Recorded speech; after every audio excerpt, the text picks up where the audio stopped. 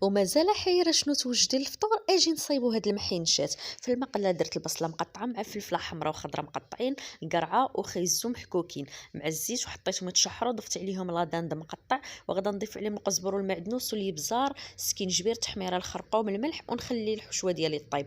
من بعد ما طابت زدت ليها الزيتون مقطع خضر وكحل، وغادا نخليها تبرد. العجين عندي زلافه ونص فورس نص فينو، معلقه صغيره خميره، معلقه عسل، ومعلقه صغيره ملح. وغادا نعجن العجين عادي بالماء بحال كيف تنعجن المسمن. غطيتها وخليتها ترتاح، وغادا ندوز هنا نبدا نشكلها كرات صغارين.